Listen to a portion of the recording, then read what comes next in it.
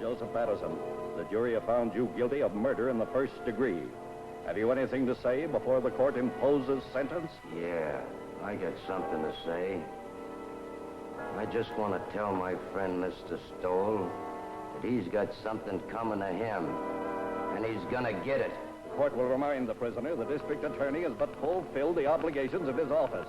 It is therefore the sentence of this court that the defendant shall be put to death during the week beginning June 2nd, 1938, in the manner and place prescribed by law. You are remanded to the custody of the sheriff. Edward Hennessy, Associated Press. This letter will admit you to the execution as required by law of Joseph Patterson, the state's prison, the night of June 4th. Check? Okay. Okay, Hennessy, move on in.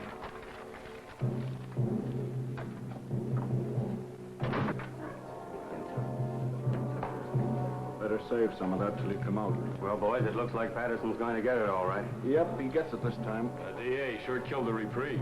Went to the governor himself. He's a tough hombre, all right, all right. Who? Patterson? No, Stoll, the district attorney. You said it. All right, boys. This way, please.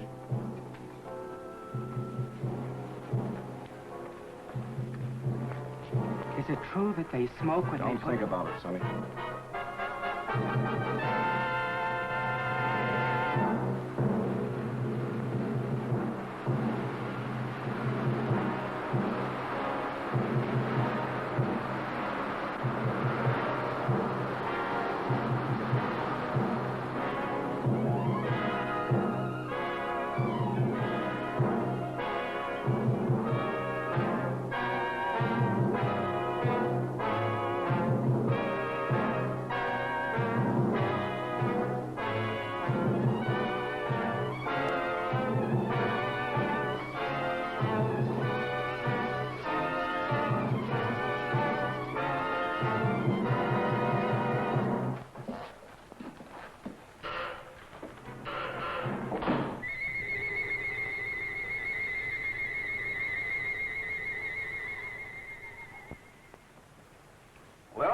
That's that.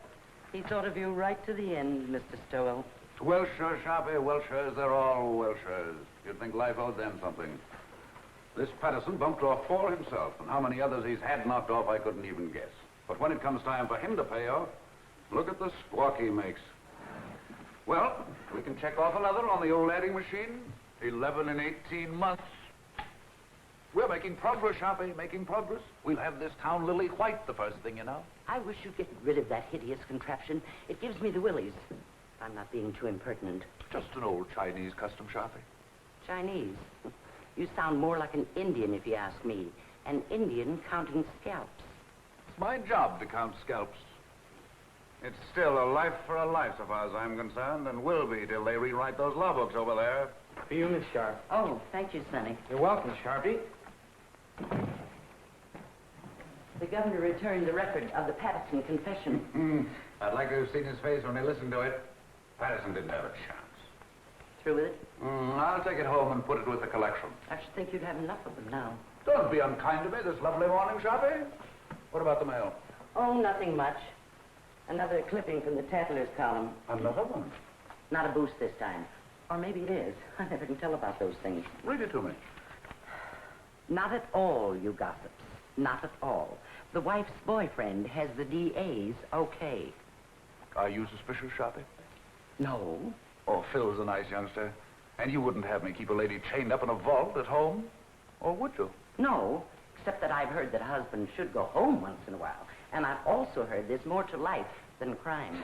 You certainly keep your ear to the ground. And I've also heard that tonight, if I'm not being too impertinent... Yes? Clerk and Murphy are here. Send him in. It's Clerk and Murphy. They've been working on that telephone thread.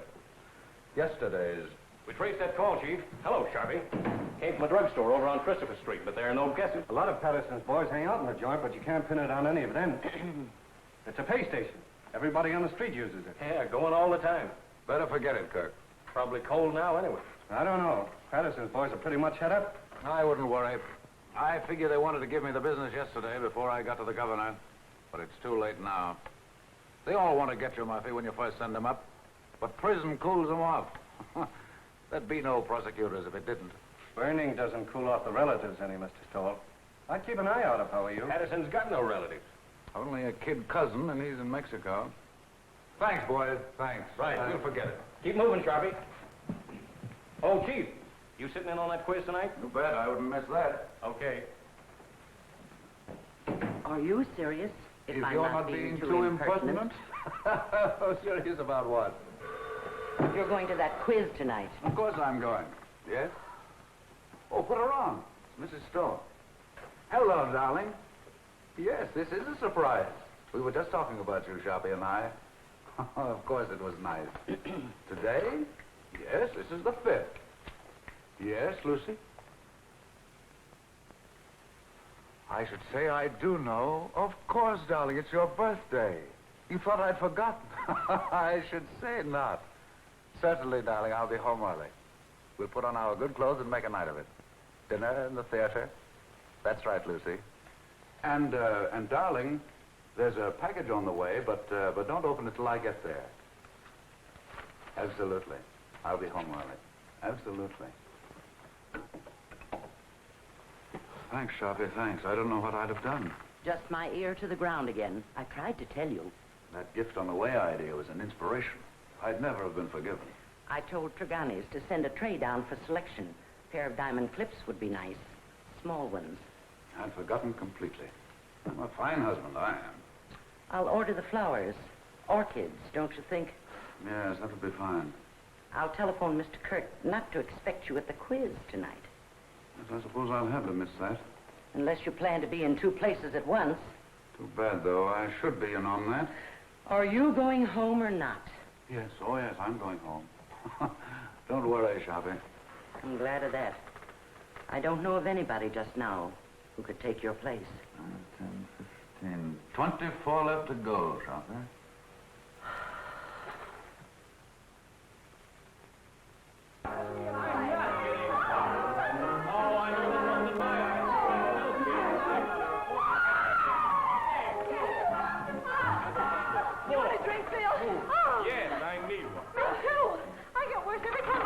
You couldn't. Don't let him kid you, Liz. Thank you, Creola. I didn't know, Miss Stowell, if you wanted the ice melted or not. Oh, no, Creola. I think it's better this way. Thank you, ma'am. I can't believe it. She's marvelous. She's my new maid, but you should taste her biscuits. They're wonderful. I'll taste a highball if it's all right for everybody. 2 fingers, please. Don't make it too weak. Hello, Mr. Stowell. Hello. Why, hello, Jim. Hello. Jim, you're early. Hello, Jim. How are you? Just in time for a drink. Happy birthday, darling. It is now. I didn't know, Lucy. Why'd you keep it a secret?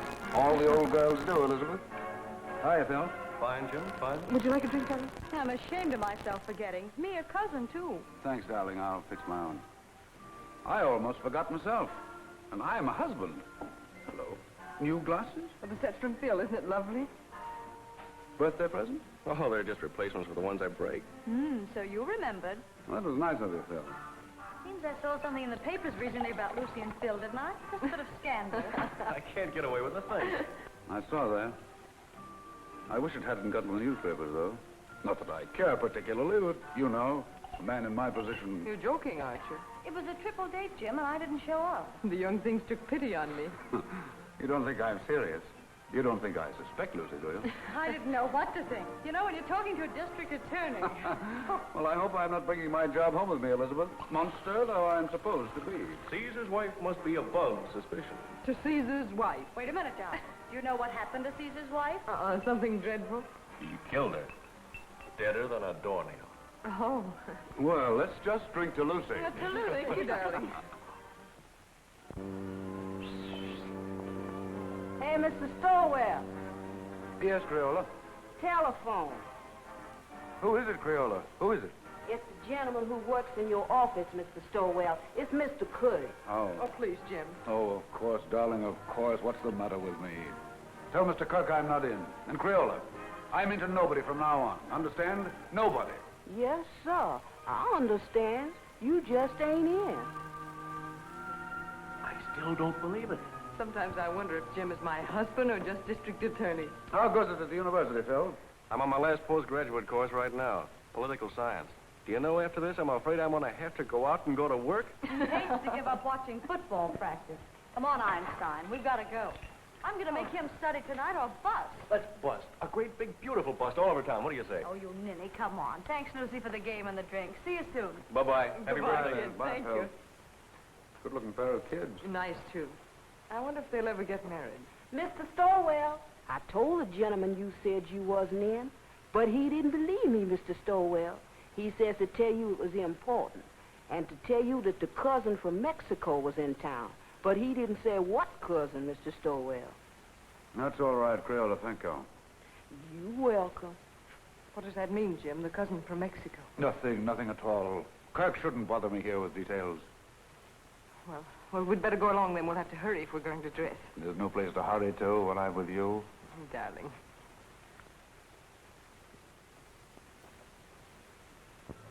These clips are so lovely, Jim. You know, I really hoped for them. Smart girl.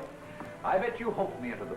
Well, don't people say that if you hope hard enough for anything, it comes true? Only foolish people, darling. Hope's a cheat, but not a very kind one. Must you be cynical tonight? Oh, don't listen to me. Hope is fine, darling. But having is so much better. Nice, husband. Oh, now you make me feel uncomfortable. I've got a confession to make. The clips weren't really my idea. No, Sharpie thought of it. In fact, Sharpie thought of your birthday. Oh, Jim. Oh, it's the awful truth. I forgot. Well, I wouldn't let it bother me. Sometimes I wonder how you manage to remember as many things as you do. And you're the only thing in the world really worth remembering. That's nicer than any present, Jim. Except I didn't remember. But someday I will. Someday I'll stack up all the things I've forgotten in one huge celebration for you. And will that be a day?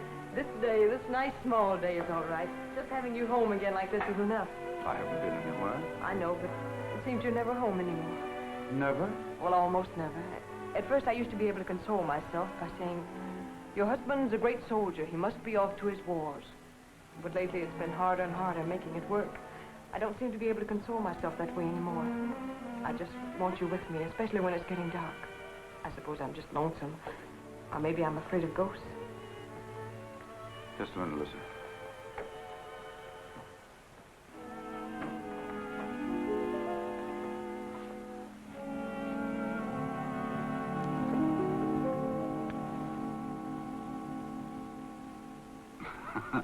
Just in case of ghosts. Jim, must you carry a gun even on our night out? It's nothing, darling. What the well-dressed man must wear. That doesn't sound like you, Jim. I know you're just trying to put my mind at ease, but you didn't used to joke about things like this. It's nothing, Lucy, I promise you. But it isn't nothing. When you scolded Liz this afternoon when she was joking about Phil and me, you said you didn't want to bring your job home with you. Now you are bringing it home with you. You really mean it, Lucy? Well, look, Jim, we can't even go out on a birthday celebration without your being armed.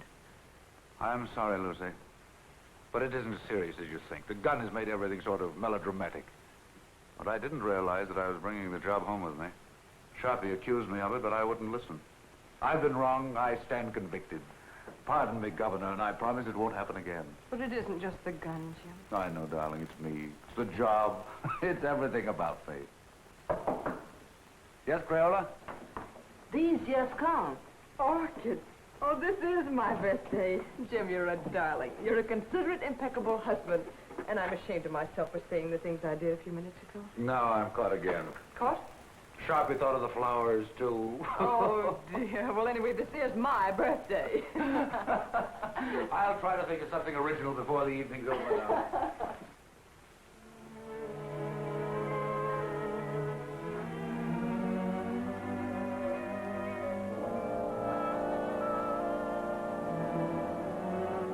Nice evening, ma'am. Perfect, Jenks, perfect. Been some time, Drink, since we've made an evening of it. But Mrs. Doyle with us it is, sir. Why, Jenks, you mean? Oh, no, ma'am, I didn't mean it.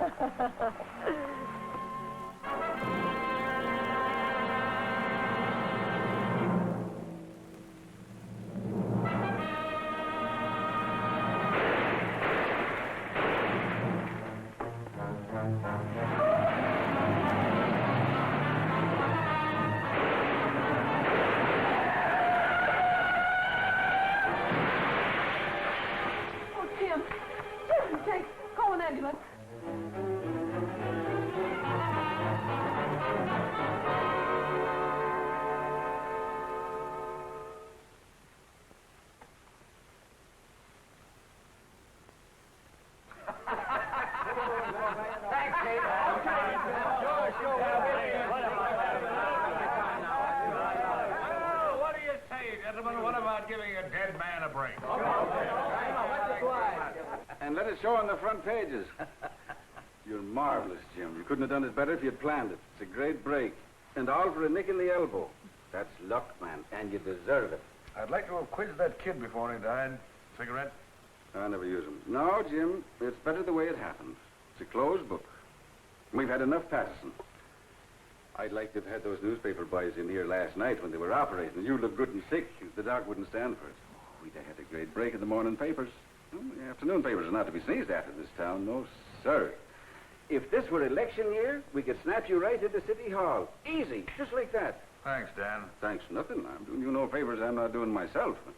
Well, you've got this town by the ear, served by its long, hairy ear. You're a hero, that's what you are. Well, goodbye, Jim. I'll be in later with the papers. All right. See you later.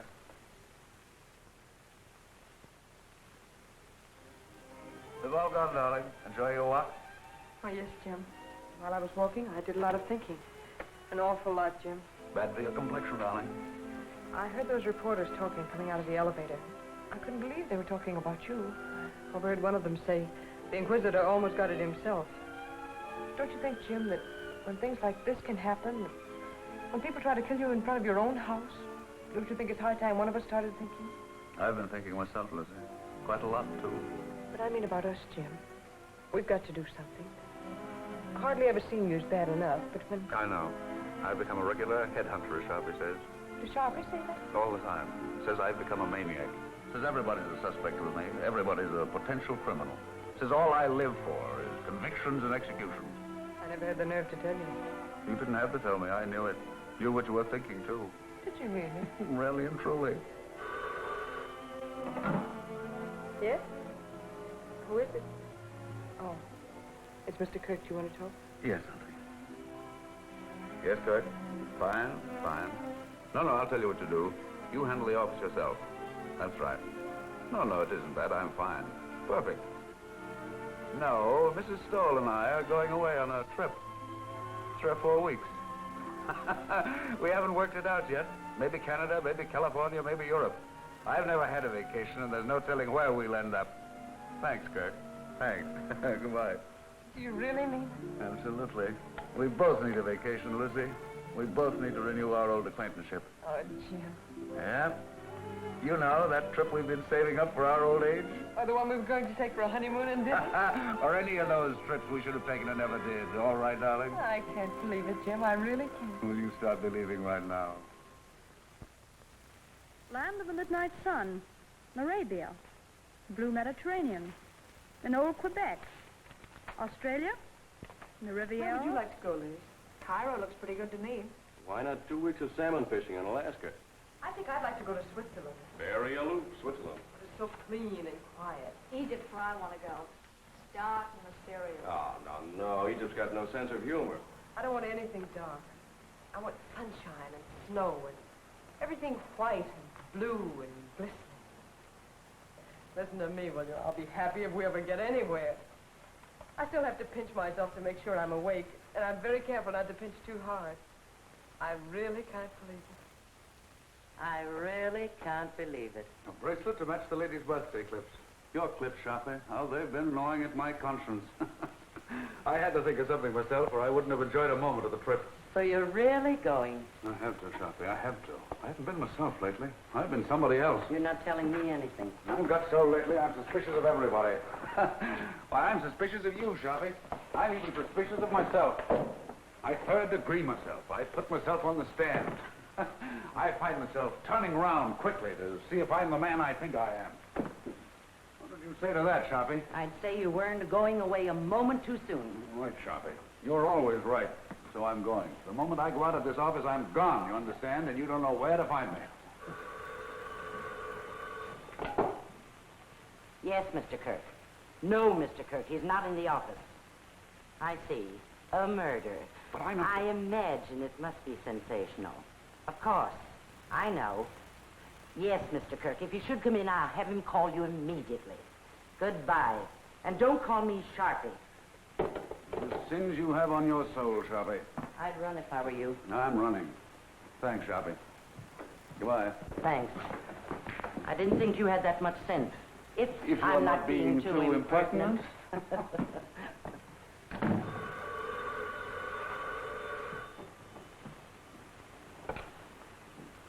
Sorry, Mr. Stoll's not in the office, and I don't know where to find him.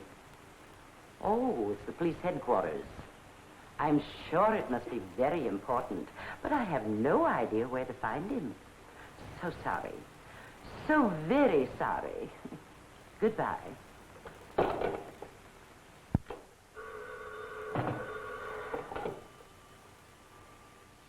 Sorry, he's not here, Captain. Oh, the McAllen murder. That is important. But I don't know where to reach him. You see, Mr. Stoll's gone away on a vacation. I'm so sorry. So very sorry. Goodbye.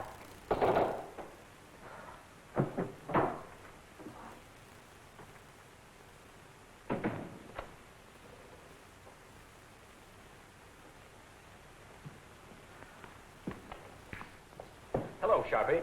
Where's the chief? I haven't the faintest idea. Well, I've got to get a hold of him. Dr. Shaw McAllen just shot his wife. Oh, indeed. Scoop Kirk. Well, it's the biggest thing that's broken around here in years. You know him, Sharpie, the Pittsburgh McAllens. Millionaires. He teaches up at the university. I'm sorry, Mr. Kirk, but Mr. Stowell is away on a vacation. Well, he can't have gone very far. He was here half hour ago. I know, but he was moving mighty fast. Yes, Lieutenant, what can I do for you? I wondered if you had located Mr. Stowell yet. He's gone. Sharpie says he's gone on a vacation. Oh, that's too bad. They're bringing McAllen over here. I figured Jim would want to question him. He won't open his mouth. Well, I'll question him. What did you pick up, Fred? Oh, the same old story. He was crazy about her and found her with another man. You know, I remember something about her. Didn't his family kick him out when he married her? Without a cent.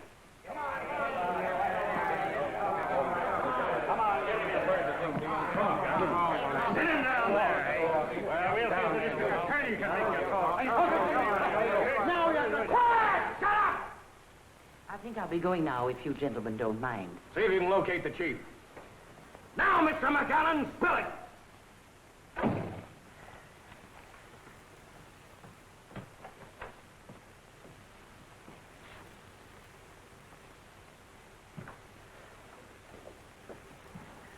Lock up when they're all through, Pinky.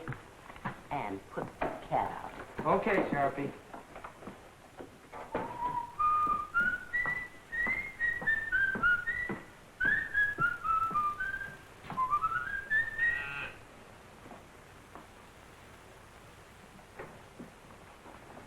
I'll only be a moment, Joe. I left something in my office. And you remember nothing, Dr. McAllen. But you shot well enough to kill. A precise, deadly shot, Dr. McAllen. Are you sure you don't remember that? Your silence has no point, Dr. McAllen. When you shot to kill, when your gun spoke, you spoke. It's too late now for silence, Dr. McAllen. You're an educated man. You know men have been shooting faithless wives since time began. No, Mr. Clerk. Just a moment, if you please. Gentlemen, if you'll be kind enough, I'd like to be alone with Dr. McAllen for a moment. I can imagine the strain he's been under. Would you be kind enough to leave us alone for a moment? Okay, Chief. Thank you.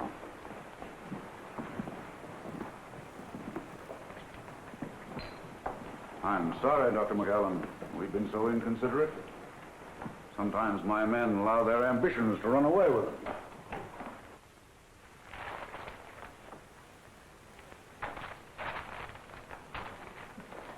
You better sit down, honey, and rest your feet. I caught myself doing that once unaware, and I was wore out for a whole week.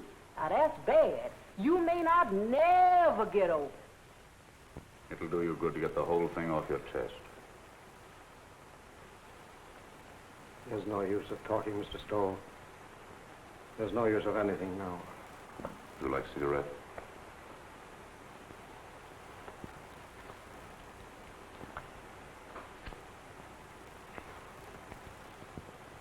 Drink?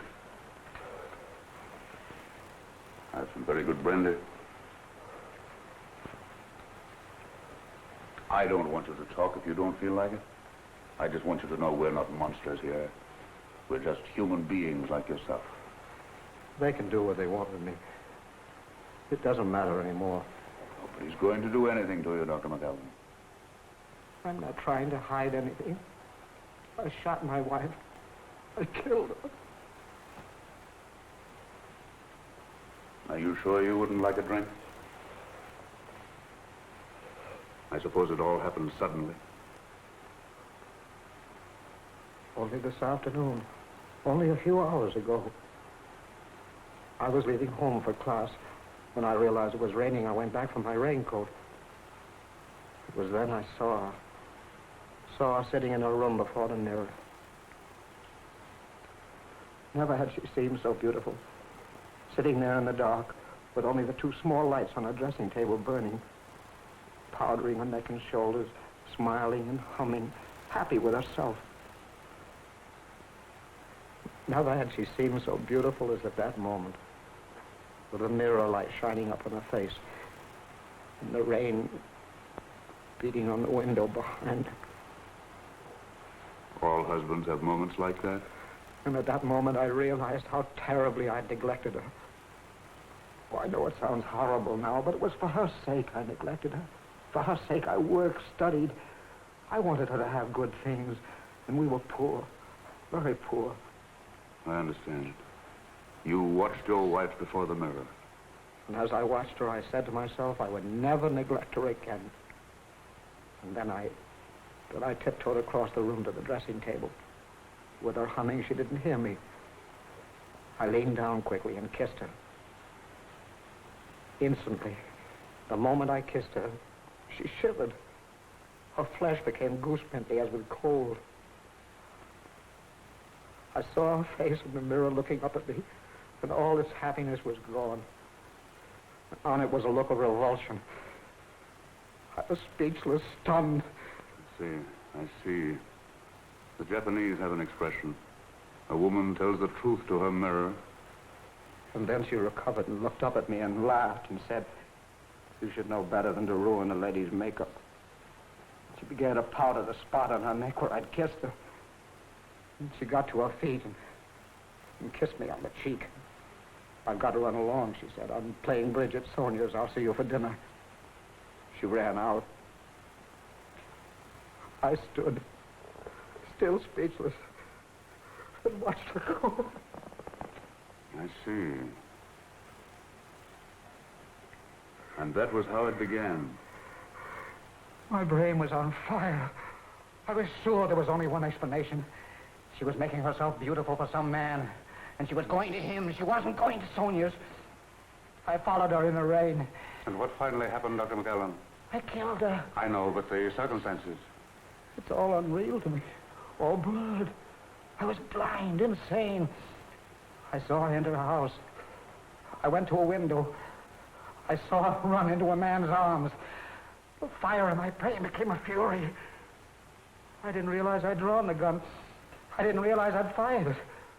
Until I saw her body crumble to the floor. And then I knew I'd killed her.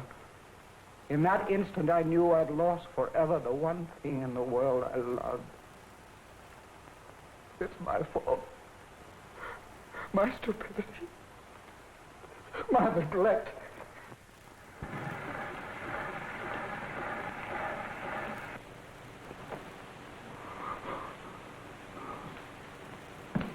Clerk, better get him out of here. Well, looks as if you'll have to give him a lift. Come on, let's get going. Better have the doctor give him a shot or something. A sleep will do him good. Did you get it recorded? Yes, sir. Every word of it. It's right there. We've got a written transcription, too. It'll send him to the chair. Did you ever hear such a fairy tale in your life?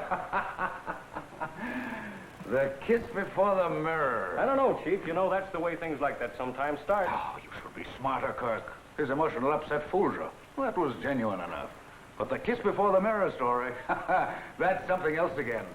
Wait till a jury hears it, with the proper commentary by the prosecution, I mean. You want to transfer the cylinder? No. I like it flat. I can play the whole thing through then. I think I'll take it home and lock it up. Keep this quiet. The McAllen family will probably leap to the rescue with their millions now the wife is out of the way. And by tomorrow, they'll have all the legal brains in the country lined up against us.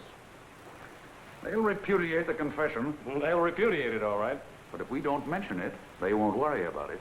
That is, until we spring it. And I have an idea something can be made of it at the right time. It's going to be a battle. I won't say a word. Oh, you wanted this. Oh, that's something else. I forgot this earlier.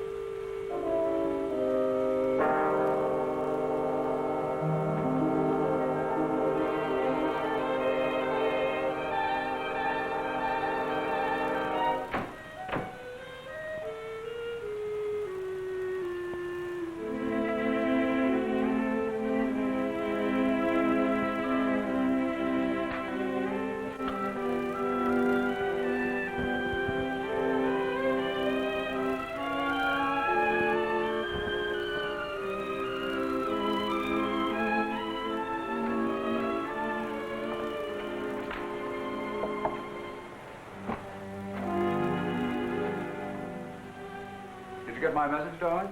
Yes, I got it, Jim. I'm sorry, terribly sorry, but I couldn't pass it up, Lucy. Yes, I imagine it'll be a sensational case. Another conviction. Oh, it isn't that. I'd be shirking my job if I went away now, believe me. That's funny. It's a kiss before the mirror. What's funny? Nothing. Nothing for your pretty ears. I was just reminded of a little story I heard today.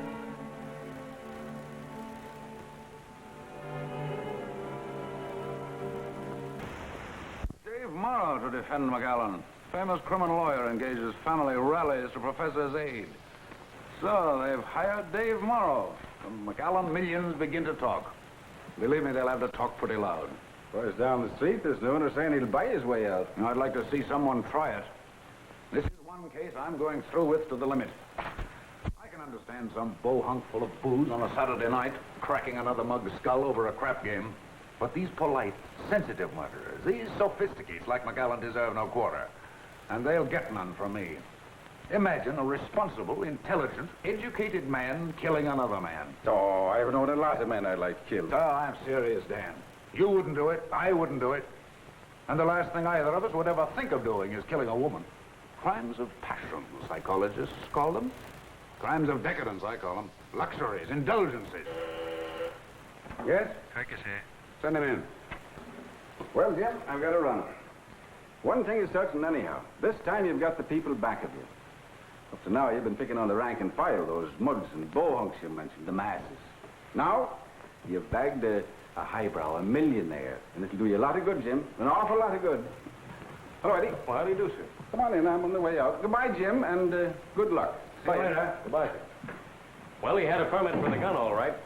Seems he used to walk back and forth to his classes, and there have been a lot of holdups along through there after dark, and he got the gun for protection. But I don't know what a guy like that would do with a gun if someone held him up. He could use a gun, all right. That's the late Mrs. McAllen. Any news of the other man? Vanished completely. Not a sign or a trace of him. He was just a lodger there. Suppose McAllen knew this man. Suppose the whole thing was framed. I don't believe McAllen could frame anything. I've had a rule all my life, Kirk. Never take any human being for granted. Just think what getting rid of his wife would mean. His family's forgiveness. Return to the security of millions. A chance to follow his studies and comfort. What was he professor of, anyway? Political science. Oh, yes, I remember. See what an opportunity this man would offer? It's true. He neglected her. He said so himself. And why didn't he kill the man? That's what a man usually does. Kills both of them. But not a professor of political science. I was just telling Dan Ellison. McAllen's one of those sensitive murderers. Consider that fancy tale of his. The kiss before the mirror. It's raining out. He comes back for his raincoat. Sees his wife. Kisses her. She laughs at him. Suddenly he sees red. My brain was on fire. I was sure there was only one explanation. She was making herself beautiful for some man. And she was going to him. She wasn't going to Seniors. I followed her in the rain. And what finally happened, Dr. McAllen? I killed her. I know, but the circumstances. It's all unreal to me. All blood. I was blind, insane. I saw her enter a house. I went to a window. I saw her run into a man's arms. The fire in my brain became a fury. I didn't realize I'd drawn the gun. I didn't realize I'd fired it. Until I saw her body crumble to the floor. And then I knew I'd killed her. In that instant, I knew I'd lost forever the one thing in the world I loved. It's my fault. My stupidity.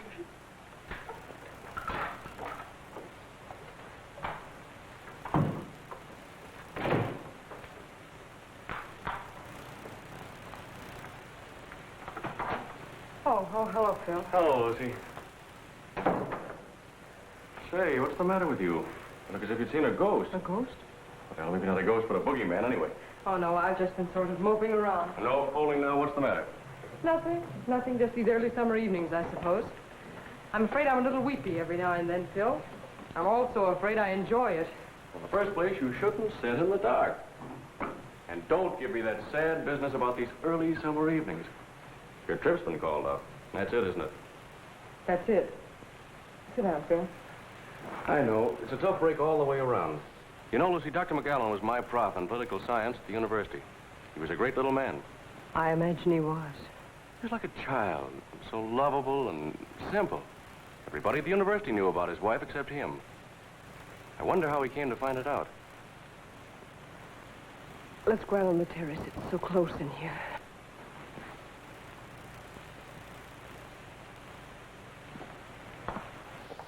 This fresh air's better. You sure you feel all right? Oh, yes, I'm all right.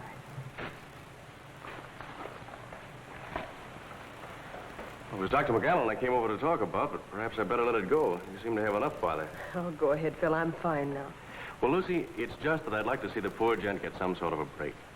I guess there's no doubt he shot her, but, well, I thought if Jim knew what a terrible woman she was and what a sweet little man he is, it might help.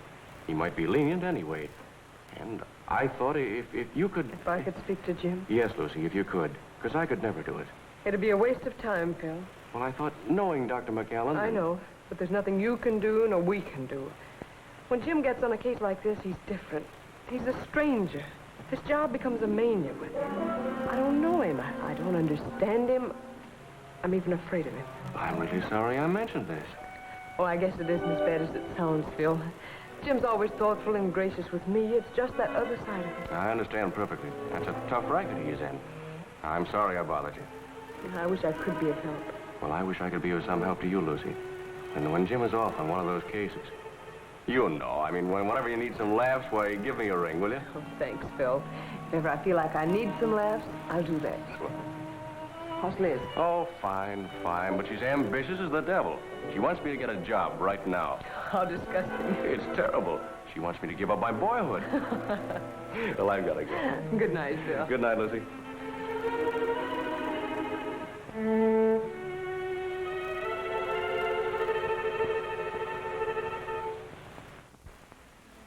Oh, I didn't know you were here, Jim. How long have you been home? Just a few minutes. Out for a walk. No, Phil dropped over. We've been out on the terrace talking. Phil likes the dark, too. Writing poetry, I suppose. Oh, no. Phil's one of our young realists. He lives a sort of poetry, though. Limericks, I imagine. No, popular songs. Gay ones, bright ones. How's Elizabeth? Oh, she's fine. Phil says she's ambitious as the devil. She wants him to give up his boyhood. He couldn't mean his childhood, could he? What's the matter with you, Jim? No. Why? Talking like that. You like Phil, don't you? You always have. Of course I like Phil. It's just my evil nature, darling. I was so disappointed not to find you here. I'm afraid I'm old-fashioned. I want my woman in the house when I come home. What's got into you, Jim? I was here. Yes, I know. I guess it was just when I found you here with Phil, I was... You don't mean jealous, do you? No, not jealous. Envious. I envied him. I envy anybody who has a single moment of your time. I envy them your eyes, your voice, your presence. I even envy them your shadow. Do you know the other morning when you told me of some wild dream you had that night?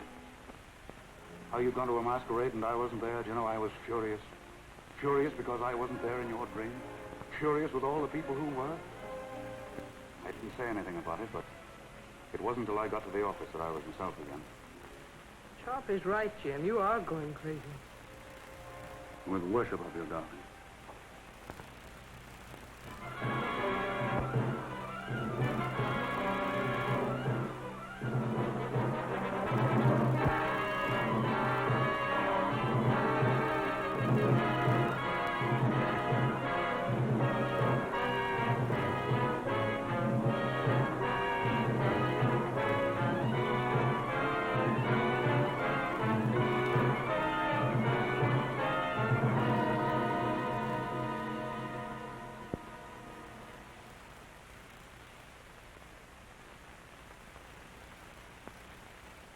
thought they had some idea like that. More coffee? Like what?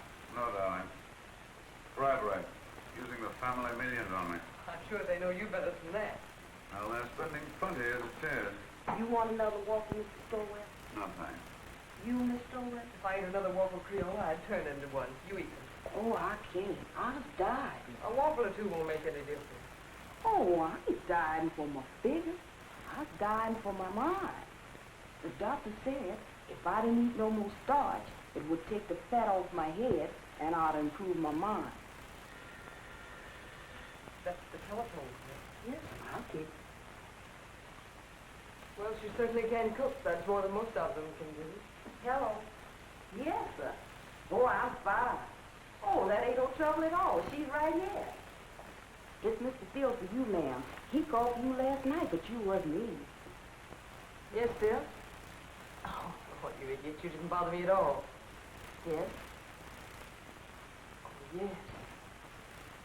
Well, drop over later. I'll see you then. Bye-bye. Oh, excuse me, ma'am. Liz and Phil had another quarrel. I've seen it coming for quite some time. Lucy, I wonder if you'd do something for me. Oh, it's nothing, but it might be exaggerated into something.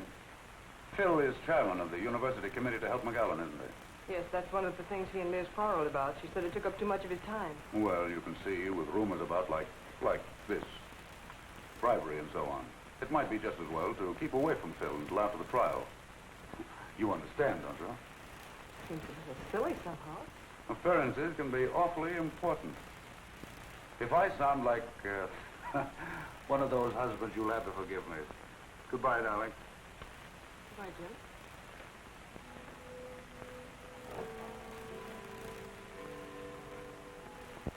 No, Dave, the job was premeditated, and I'm pretty sure I can prove it in court. Aren't you going just a little bit out of your way, Jim? I'm not just talking as his attorney when I say that he was not in his right mind. I know, you're just talking as an old friend. Now, I've defended many a criminal, and if McAllen's one, I'm giving up the profession. Believe me, if ever a man was insane, he was. So, it's insanity again, Dave. I suppose you've got your battery of psychologists and experts all lined up. And when they get through, you'll have McAllen fixed up so mad, you'll be asking us to believe that it was his wife who shot him. Cigarette? No. But I tell you, the man was really crazy. It's the only possible explanation. If you keep on, none of us will be responsible for anything. We'll do what we like. We'll steal, kill, anything. And if the police catch up with us, we'll just go out and hire someone as smart as you to prove us crazy. That is, if we have the money. Now, look here, Jim. I'll give up my fee in this case if you'll play ball. Change the indictment to manslaughter with a recommendation for clemency, and we'll close the case. No, Dave, can't do it. Not and run this job as I see it. A man who murders, regardless of the circumstances, is already a criminal at heart. Oh, forget the job this time. McAllen's a human being, and the most helpless human being I've ever come across. You ought to go over there and take a look at him. I get it now, Dave. You're just giving me the human interest No, business. no, Jim. This is no trick. I tell you, McAllen is just a man like the rest of us.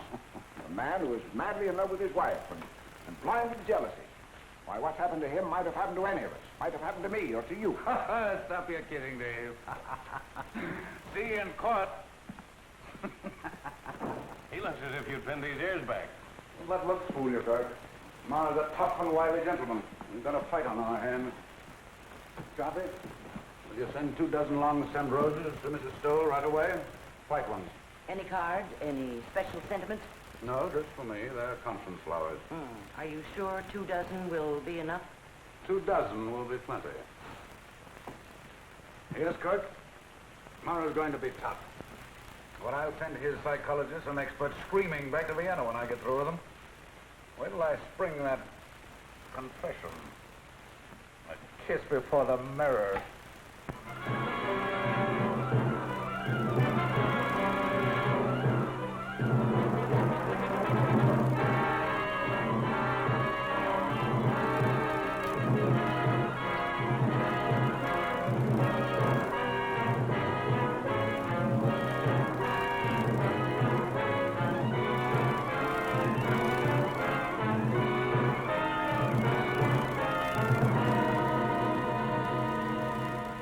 You admit, then, that you neglected your wife.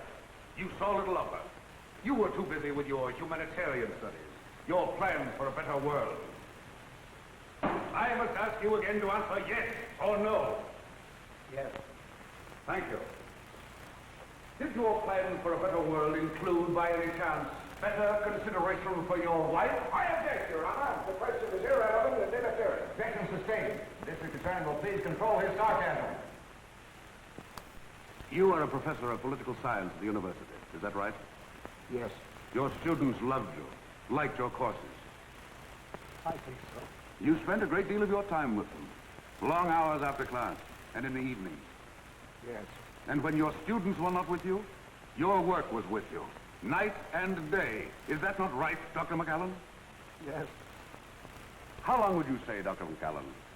How long was it before your wife's death that you took her out, say, to dinner, to a party, to the theater? I object, Your Honor. The question is irrelevant. Objection overruled. District attorney may continue. How long, Doctor? A month? 2 months? 3 months? About 3 months. This, then, is the woman you loved. This woman you did not think enough of to be a companion to in her ordinary life.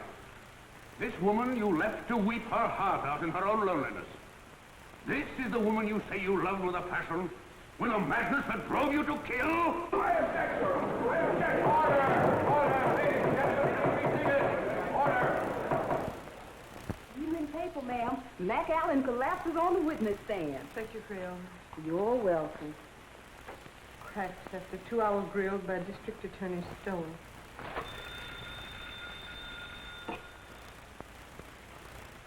Hello. It's the telephone, ma'am. Who is it, Creole? It's for you, ma'am.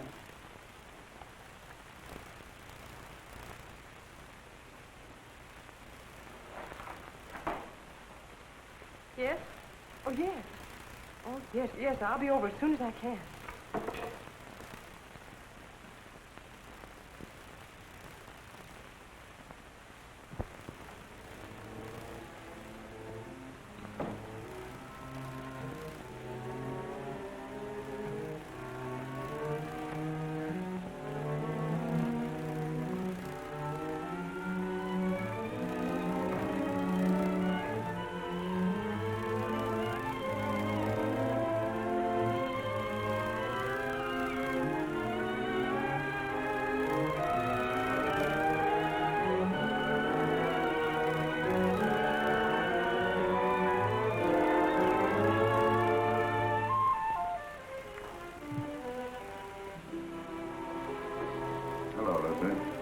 I didn't expect you home so early.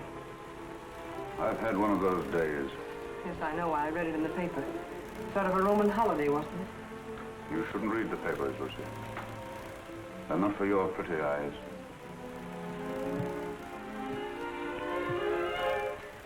Jim. What's the matter, Lucy? Nothing, Jim. I have to go to Elizabeth's for a few minutes. I wish you didn't have to go out tonight, Lucy. I'm sorry, Jim, but I have to. I'll be back before dinner.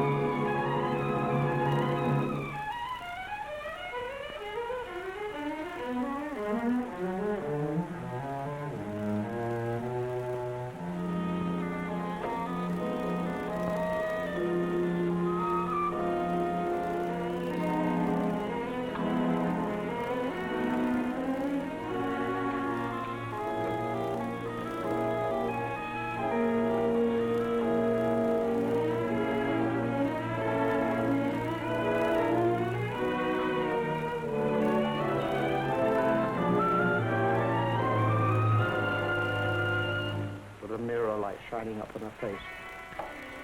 I leaned down quickly and kissed her. Instantly, the moment I kissed her, she shivered. Her flesh became goose-pimply as with cold. I saw her face in the mirror looking up at me, and all its happiness was gone. On it was a look of revulsion.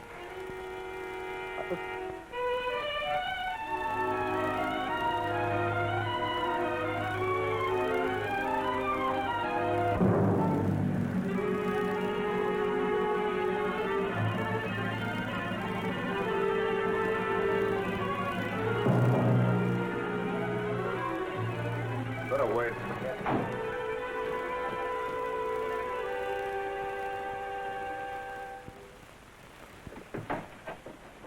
Why, Jim. Hello, Elizabeth. Is Lucy here? No, Jim. Why? Something the matter? No, I just wanted to speak to her. I'm sorry to have bothered you, Liz. It's nothing. Well, come on in, Jim. I expect her. I'm waiting for her now. No, thank you, Elizabeth. I've got to go along. I just wanted to say something to her. See you later.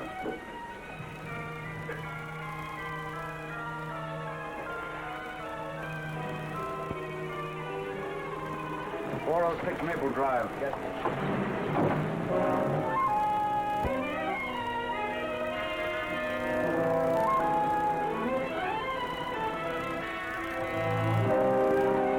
You want me to wait here for you, mister? No. You better not wait.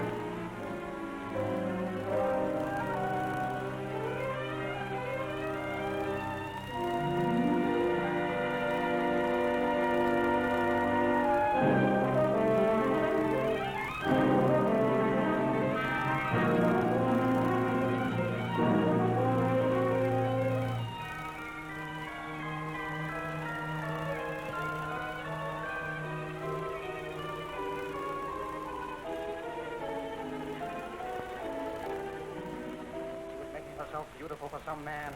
She was going to him. She wasn't going to Sonia's. I followed her in the rain. It's all unreal to me. All blood. I was blind, insane. I saw her enter the house. I went to a window. I saw her run into a man's arms. The fire in my brain became a fury. I didn't realize I'd drawn the gun. I didn't realize I'd fired it. Till I saw her body crumble to the floor. Then I knew I'd killed her. In that instant, I knew I'd lost forever the one thing in the world I loved. It's my fault.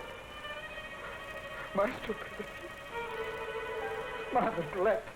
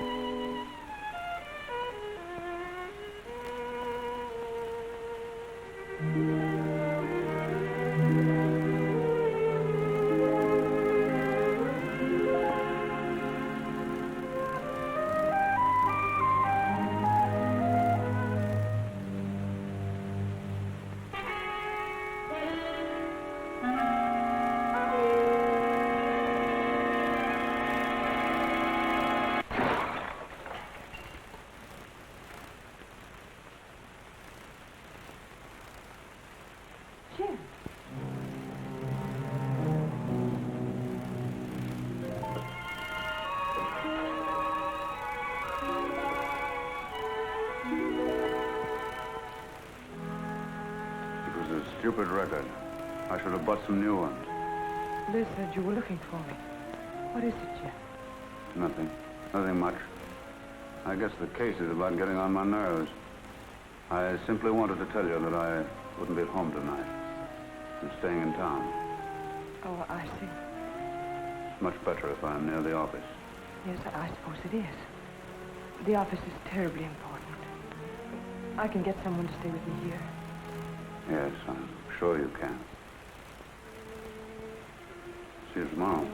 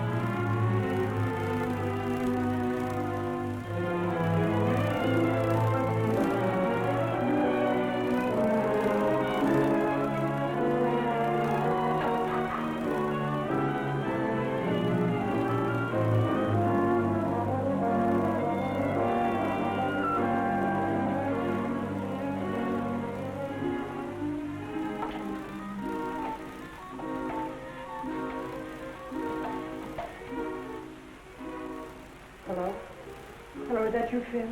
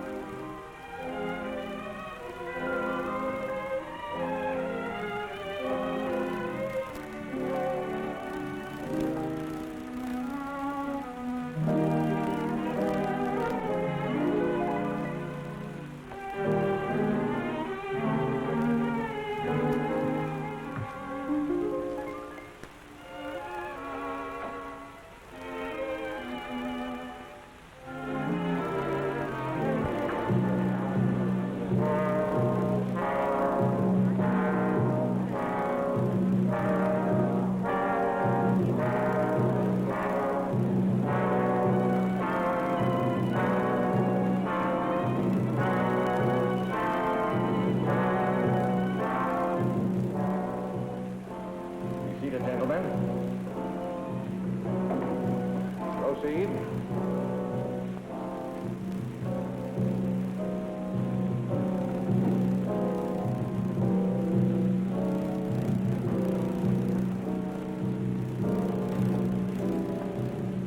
Chief.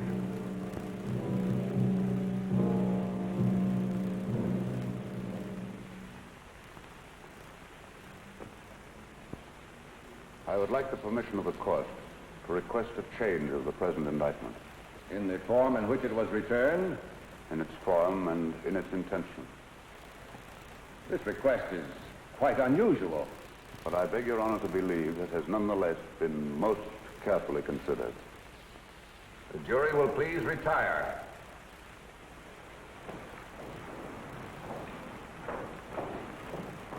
What's the matter with Doyle today? Can't figure it out, unless he's got a new act. He looks as if he's ill. I do hope nothing's happened to him. This is the only day I can come. Here's where he pulls something out of his sleeve. The state has come to the belief that the indictment of murder brought against the defendant in this case was not fairly and justly conceived. The attorney for the state has come to the belief that he acted without premeditation. If it please the court, the state recommends that this indictment of murder be amended to a charge of manslaughter.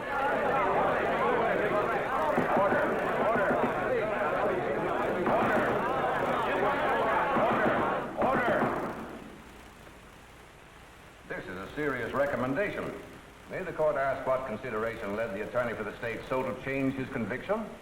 An unusual consideration. Since the adjournment of court yesterday, he has had experience with a case that, to a great extent, parallels this. In fact, is extraordinarily similar to it. And his findings in that case have urged him to reconsider this.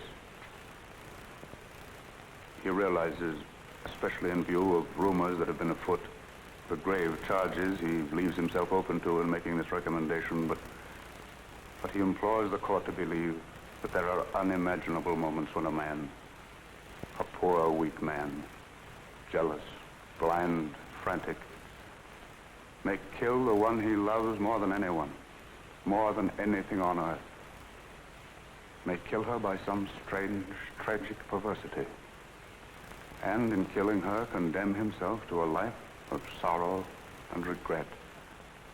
And that, not death, is his punishment. And believe him, Your Honor, it can be a terrible one.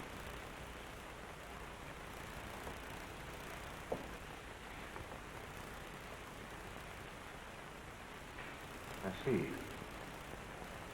I see. Please have the jury return. The McAllen murder trial was startled into an uproar today by District Attorney Stowell. In a scene of unprecedented excitement, the McAllen trial came to an abrupt and dramatic close today. District Attorney Stowell asked the court that the first-degree murder charge be withdrawn. Well, it looks as if you're finally getting away on that trip, Mrs. Stowell. Something like that, James.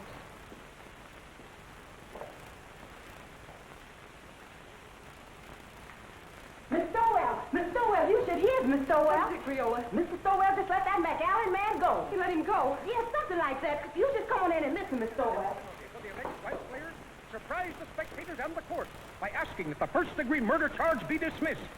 The jury, following Judge Forbes' instructions, immediately returned a verdict of manslaughter with a recommendation for clemency. The penalty calls for from 10 to 20 years.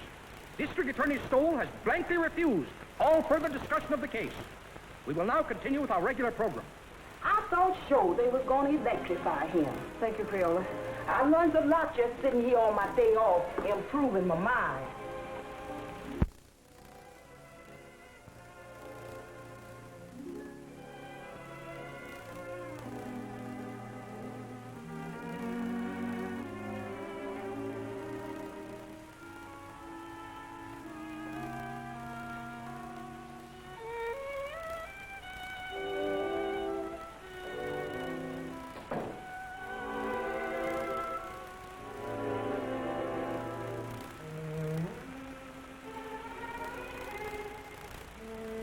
I saw drinks outside. I know it's too late for regrets, Lucy. I've been mad. Mad. There's no other word for it. No other explanation of my selfishness and stupidity. You've always been generous, Lucy. And before you go, I'm going to ask you one last great kindness. Won't you let me start all over again? Not here in this house. Not as your husband. Not even as an old friend, but just as if we'd only met. Strangers, meeting for the first time. Like that first snowy day in New Haven. And let me try to win you back. I don't know, Jim. When you walked out last night, it seemed that your job, the prosecutor, had won. Believe me, Lucy, I didn't know. I didn't realize what had happened between us until yesterday when I saw you sitting before the mirror. When you kissed me? Yes, when I came home. I hated you then. I just read your cross-examination of McAllen and how he collapsed on the witness stand. And you seemed to me more of an executioner than an attorney. I know. I understand, Lucy. And afterwards, when you left the room, I realized the truth for the first time. Hello, folks. I want you all to meet the young lady's husband. We were married before breakfast. Oh, Liz, I'm so happy. I don't know what I'm crying for. Come here, bride. Kiss Mr. Stoll. After all, it was his wife that did it. That's right, Jim. He was really going to run out. Don't I know? When I was over there last night, he had his bags all packed. My bag, you mean? All the happiness in the world, Elizabeth. Thanks, Jim. I don't have to wish you happiness, Phil. You have it. Thank you, Jim. I hate to admit it in front of two women, but I think you're right. Thank you, sir. Oh, Jim, isn't there a bottle of wine on ice? Not now, Jim. Save it until we get back. Come on, Victor. We've got to run. On to Niagara Falls. To Niagara Falls. Phil insists. He wants to be different. We're going to drive up in the flivver, and I tie the tin can and ribbons out all by myself. And he's made one of those just married signs, too. Didn't I read somewhere about the bridge over the falls being done? Well, we can still send postcards. That was a marvelous thing you did today. You're a great man, Jim.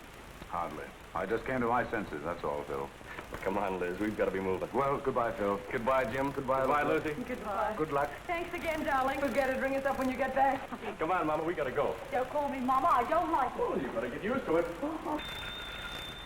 Hello. It's the telephone, Mr. Stowell. Who is it, Creola? It's that Mr. Allison from the office, and he said it was most urgent. No, Dan. No, I've had enough of the job. Enough for a while, anyway. That's right. No, I won't do it. No, I'm not resigning, Dan. The job's all right. The trouble's with me. I've just got wise to myself. But, Jim, the newspaper boys are packed outside, and there's some pretty nasty talk going around. Yes, bribery. The McAllen millions, you know what I mean. Let them talk. Let them investigate. Let them do what they like. I'll take care of them all when I get back. Let me talk to Sharpie. Yes, Mr. Stoll. With the greatest of pleasure.